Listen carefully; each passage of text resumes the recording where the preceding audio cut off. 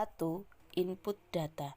Di dalam program Microsoft Excel ada 4 jenis data yang bisa dimasukkan, yaitu 1. Data teks. Data teks ini terdiri atas kumpulan huruf. Data teks dapat dimasukkan bilangan, namun harus didahului dengan tanda petik. Misalnya, tanda petik, kemudian kita tulis 45.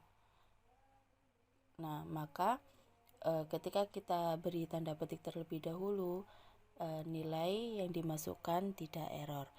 Nah, berikut adalah karakter yang dapat dimasukkan ke dalam sel Excel. Yang pertama ada huruf.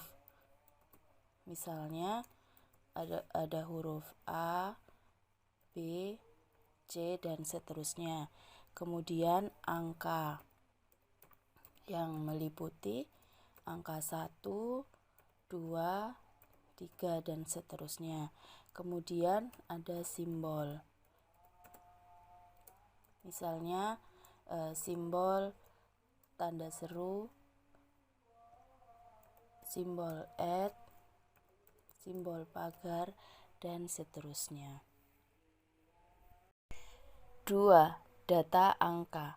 Data angka yang dapat dimasukkan dalam sel Microsoft Excel adalah sebagai berikut. Yang pertama, bilangan bulat.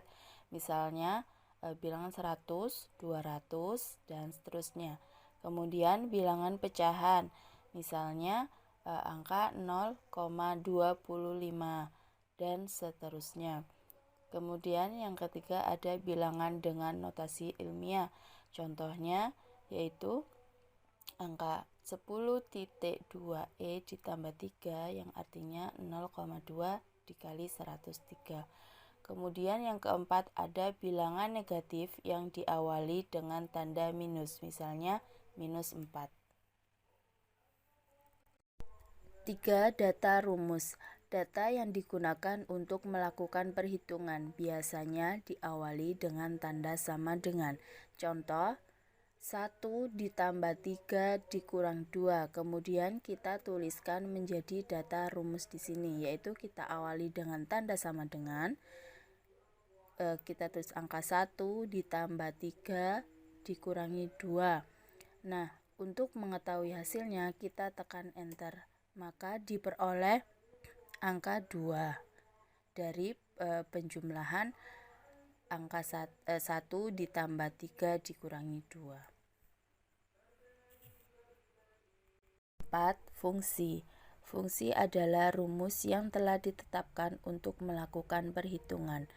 Excel menyediakan banyak fungsi umum yang dapat digunakan agar cepat mendapatkan hasil perhitungan. Nah, pada submenu Auto Sum ini terdapat beberapa fungsi yang dapat kita gunakan dalam perhitungan. Misalnya sum digunakan untuk melakukan penjumlahan secara cepat.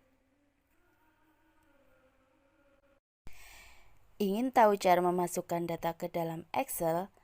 Coba kalian simak langkah-langkah berikut ini. Yang pertama yaitu setelah kalian membuka program Microsoft Excel, kalian klik mouse di sel B2, kemudian kalian ketikkan kata bentuk, kemudian tekan enter. Kemudian kalian klik mouse di sel C2, ketikkan kata jumlah.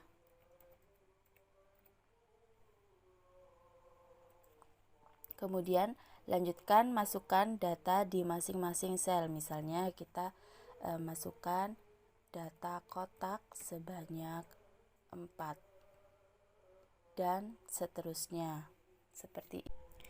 Nah, itulah tadi cara memasukkan data ke dalam sel.